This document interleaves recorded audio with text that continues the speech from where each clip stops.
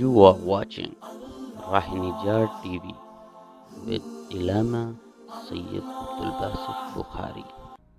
यरूशलेम जब फतह होने लगा, सुनिएगा जरा अल्लाह ताला ने इस्लाम को कितना मकाम अता फरमाया।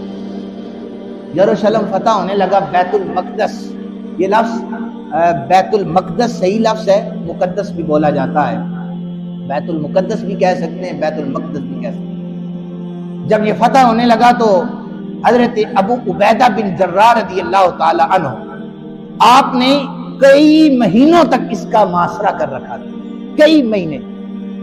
तो वहां पर एक फसील लगी हुई थी, तो यहूद के आलिम बड़े दिनों के बाद वहां पर आए, कहने लगे अबू उबैदा तुम अगर क़यामत तक भी यहां पर रुके रहो ना तो तुम हमें हरा नहीं सकते। अब क़यामत का इल्म तो किसी को नहीं है ना, कहते क़यामत तक भी हमारा मुआसरा कर रखो फिर भी तुम हमें हरा नहीं सकते। वो बाहर नहीं आते थे, वहां पर इतना अनाज मौजूद था, इतने खाने पीने की चीजें मौजूद थी, वो कहते थे कि हम खुद काश्त करेंगे, फसलें उगाएंगे, पानी की मिकदार है, हर किस्म का अनाज हमारे पास मौजूद है। क़यामत तक भी अगर सहाबा किराम ने ये हसार ना हटाया, हमें बाहर आने की जरूरत ही नहीं है, हम अपना खा लेंगे। लेकिन उन उलमा ने ये कहा कि हमने तौरात में पढ़ा है एक दरवेश आएगा, अगर वो हमारे पास आ गया तो अल्लाह उसके हाथ में फतह अता फरमा देगा। अबू उबैदा का ईमान साहबी रसूल थे, फौरन इमाम ने खटका लगाया, अबू उबैदा जिस दरवेश का ये जिक्र कर रहे हैं मदीना की धरती में उसे उमर बिन खत्ताब कहा जाता है। फौरन खत लिखा, ऐ अमीरुल मोमिनीन, मुझे तो इस धरती पर आपसे बड़ा दरवेश नजर नहीं आता। ये कहते हैं कि आपने आकर या किसी दरवेश ने आकर फतह करना है। अमीरुल मोमिनीन तशरीफ ले आई, पता जंग लड़ने के लिए, जिहाद करने के लिए फिर काफिला चला मस्जिद नबी शरीफ से। उस काफिले में कितने लोग थे?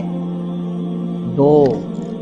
एक ऊंट मौजूद था, हजरत फारूक आजम के कपड़े फटे हुए थे, पाँव में फटी हुई नालेन पहनी हुई थी, और अपने गुलाम से कहने लगे 700 मील का सफर है, कई महीने लग जाने हैं, रेगिस्तानों से गुजरना है, हवाओं का सामना करना है, तूफानों का सामना करना है, ऊंट पर हम बारी बारी बैठते रहेंगे, कुछ देर तू बैठ लेना, कुछ देर मैं बैठ लूंगा, बारी बारी बैठेंगे। यरूशलेम के करीब जब पहुंचे ना तो अब गुलाम की बारी थी।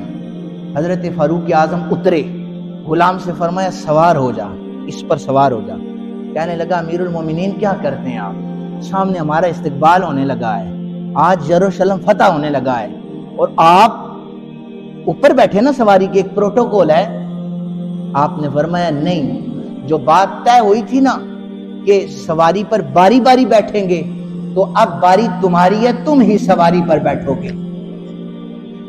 अच्छा, यहूद के उलमा ने यह कहा था कि जब तुम्हारा वो दरवेश बादशाह आएगा ना, उसके पाँव में फटे हुए जूते होंगे, कपड़े फटे हुए होंगे और जूतों पर मट्टी भी लगी हुई होगी। वो अगर आ गया और वो सवारी पर नहीं आएगा, यरूशलेम फतह हो जाएगा। अबू उबैदा नीचे उतरे, दौड़कर आगे गए, कहने लगे अमीरुल मोमिनीन क्या कर रहे हैं आप, आपने इस काले हबशी गुलाम को ऊंट पर बिठा दिया है, खुद हाथ में नकेल पकड़ी हुई। और ये जो हमारे मुल्क के हुक्मरान जब गुजरते हैं ना, इनका प्रोटोकॉल ऐसा है कि कभी कोई बच्चा गाड़ी के नीचे आके मर जाता है, कभी कौन गाड़ी के नीचे आके मर जाता है, इन्हें फिक्र नहीं होती। इन्हें सिर्फ फिक्र होती है कि 18-20 गाड़ियां रास्ता ब्लॉक करते हुए, इशारे बंद करते हुए रूट लगाकर निकल जाओ। कोई बीमार है एम्बुलेंस में तो होता रहे, कोई बुजुर्ग है, बच्चा है, किसी ने कहीं जाना है, होता रहे। ये जब इक़्तिदार संभालते हैं ना, ये सारी कदरों को भूल जाते हैं, और इन सारी चीजों का जिम्मेदार हम लोग हैं। कौन है? हम इन्हें चुनते हैं, अपने हाथों से ठप्पा लगाकर इन्हें चुनते हैं, और फिर वो हमारे इक़्तिदार की धज्जियां बखेर देते हैं, और हम उनके खुश्क नारे लगा लगा कर पागल हो जाते हैं कि पता नहीं क्या हो गया। तो हजरत फारूक आजम, वजीर आजम कह लें, सदर कह लें, नकेल हाथ में पकड़ी है ऊंट की और गुलाम ऊपर सवार है। और जब जूतियां फट गई ना तो हाथों में उठा कर रखी हुई है, یہ مسلمانوں کا حکمران آ رہا ہے۔ یروشلم کے بڑے بڑے لوگوں نے دیکھا نا، علماء نے، اور وہاں سے پکار کر یہ کہا، رب کعبہ کی قسم، ہم نے تورات میں پڑھ رکھا ہے جو درویش یہاں پہ آئے گا وہ نبی پاک کا کلمہ پڑھنے والا ہوگا، اس کی ہیبت سے سارے یروشلم کے یہودی کانپ رہے ہوں۔ انہوں نے فوراً قلعے کا دروازہ کھولا اور حضرت فاروق اعظم رضی اللہ تعالیٰ عنہ کے آگے جھک گئے۔ حضرت فاروق اعظم نے وہاں پر اسلام کا پرچم بلند کیا۔ یہ ہے لوگوں مسلمانوں کی تاریخ۔